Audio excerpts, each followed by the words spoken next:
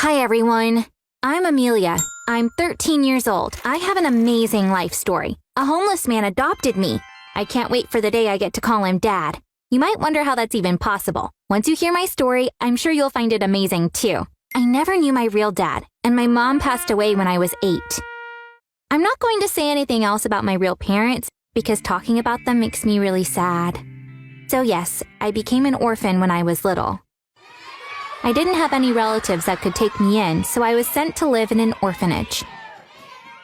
People don't think of orphanages as nice places, but the other kids there and I were happy most of the time. Imagine a bunch of kids living together. We'd play all the time. The orphanage had a school, so we studied together too. Perhaps we all got along because we were all there for the same reason. Most of the people working there who took care of us were good to us too. Our lives at the orphanage were pretty good, but most kids still wanted to be adopted. We dreamed about it. Imagine, a family comes, meets with some of the kids, and then picks one that would go to live with them. Only 4 or 5 kids would get lucky each month. We'd all get jealous of the ones who got adopted. You know what was the main reason for our jealousy? Because they'd get to call 2 people Mom and Dad. You'd have to live in an orphanage to understand how much we missed those words. I became one of the kids that was envied when I was 12. I was adopted not by a family, but a single woman. She was a retired judge. I couldn't sleep for a week when I learned that she picked me. I'd dream about the moment I'd call her Mom for the first time. Parents would come to pick up their new kids on Sundays. I said bye to my friends and everyone at the orphanage after breakfast. My new mom came an hour later.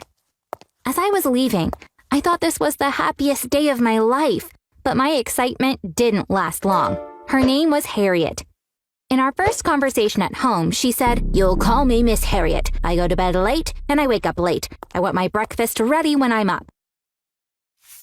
I quickly realized that she didn't want a child, but a servant that she could train from a young age. She didn't enroll me in a school, which is against the adoption requirements. I wasn't allowed to leave the house, so I couldn't report her. I swear I'm not exaggerating, but she was just like the stepmother in Cinderella. I spent my days working for her nonstop. She was never satisfied with anything I did. She'd scream at me every chance she got.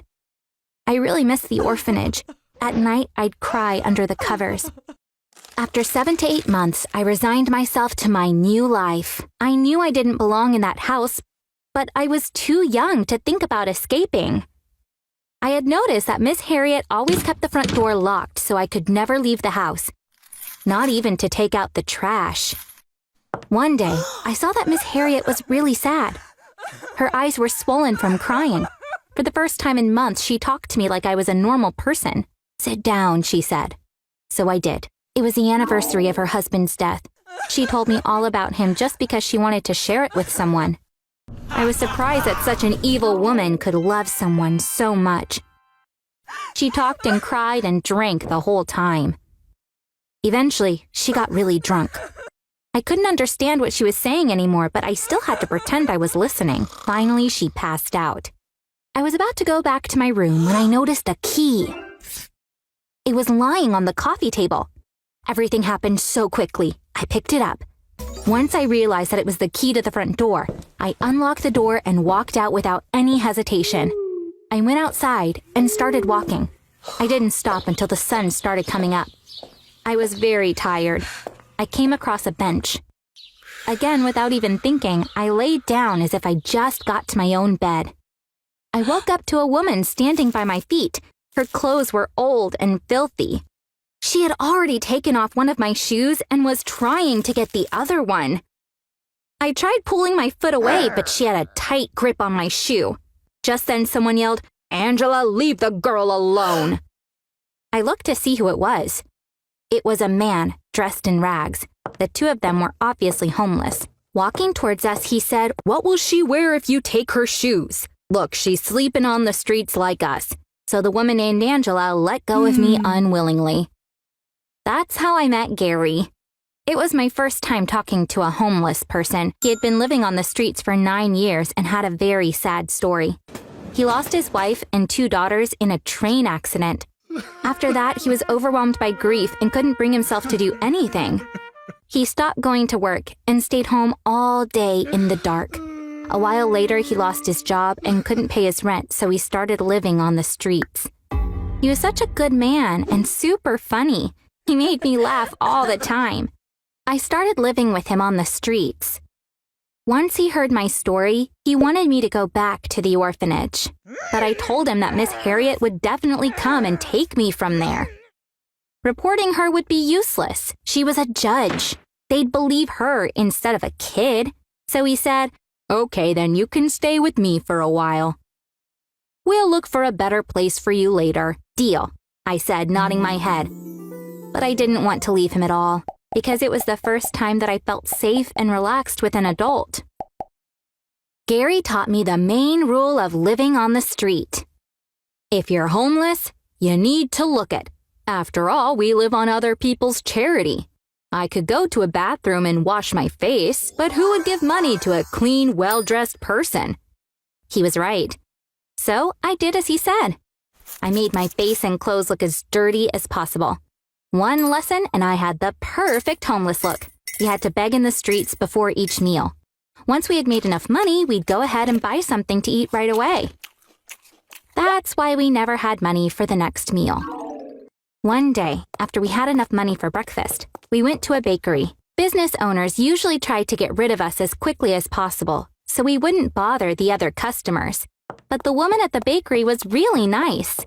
She smiled and said, "Good morning. It's your lucky day because everything is free for girls your age today." Gary said, "Thank you, but today we have money." "Is it possible that a girl her age can get some free stuff another time?" he asked, and was about to give her our change. Suddenly, we heard a noise behind us. We turned to see what happened and saw that an older customer had fallen. The woman took out her cell phone in a panic.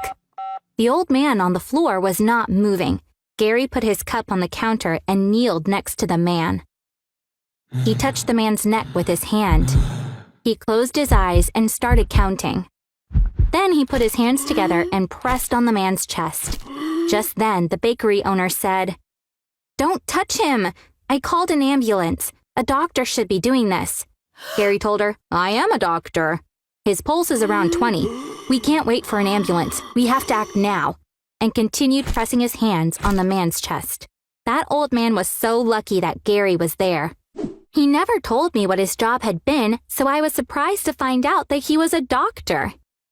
In fact, he was a brain surgeon, but of course he knew what to do when someone was having a heart attack. Later, he told me more about his old life.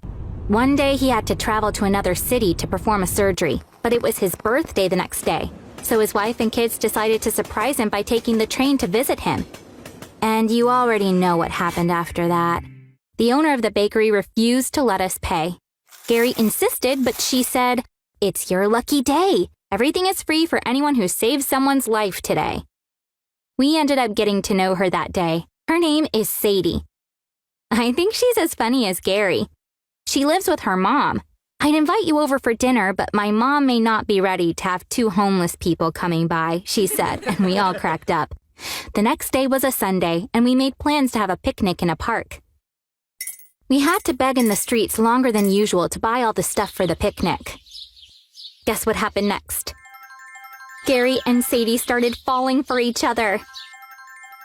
One day Sadie joked, "I decided to close the bakery and live with you on the streets because the only way I'll be able to tolerate your smell is if I start smelling like you."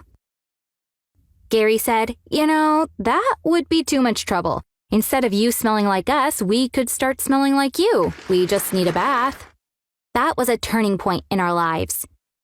Of course, one bath wasn't enough, but it was a first step. Now we all live together. We have a lot of plans for the future, but the first one is for Gary and Sadie to get married. Then they're going to officially adopt me. After that, I'll be able to call them Mom and Dad.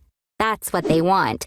I already feel like saying it now, but I stopped myself. But I can tell you, they are my dear Mom and dear Dad, my lucky stars. My real mom would always pray, "May God bring good people into your life." That's exactly what happened. I hope the prayers someone says for you will come true one day too.